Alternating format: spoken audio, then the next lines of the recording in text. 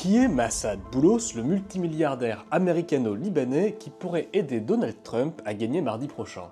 Petit retour en arrière en novembre 2022. Ce jour-là, Tiffany Trump est habillée d'une robe signée Elisab. À 29 ans, elle vient d'épouser Michael Boulos, 25 ans, devant 500 personnes et sous le regard de leurs pères respectifs. 2 ans plus tard, ce mariage pourrait être un élément déterminant de la campagne présidentielle. Non pas pour le couple lui-même, à part une petite apparition lors de la convention républicaine, ils se font plutôt discrets, mais plutôt en raison du beau-père. Né au Liban, Massad Boulos a fait fortune au Nigeria dans l'industrie automobile. Désormais entré dans le clan Trump, il entend bien y jouer un rôle important. Son but, amener vers Trump les électeurs des communautés arabes et musulmanes, notamment dans le Michigan. I've been working on Michigan. I've spent a lot of time there with my community. They are my brothers, my sisters. They are family to me, and they have become definitely family to me. Pour ce faire, il a un réseau, de l'argent et 2 arguments. D'abord le conservatisme social mêlé au libéralisme économique de Trump, et surtout l'échec de l'administration Biden à mettre fin à la guerre à Gaza.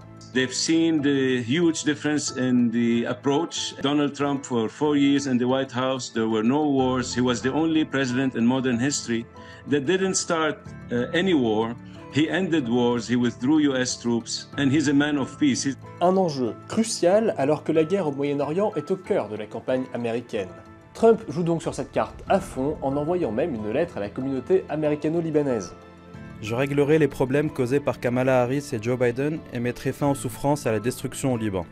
Si les Arabes américains ne représentent qu'1% du total des voix, leur rôle au Michigan, un des États clés pour remporter l'élection présidentielle, est déterminant. Ils sont entre 200 et 300 000 à pouvoir voter, et en 2020, Biden n'avait remporté l'État que par 150 000 voix.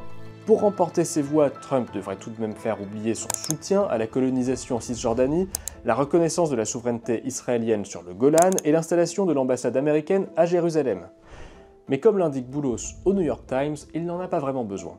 Nous n'avons pas à convaincre tout le monde. Certains ne voteront pour aucun des 2 principaux candidats. Ça nous convient parfaitement.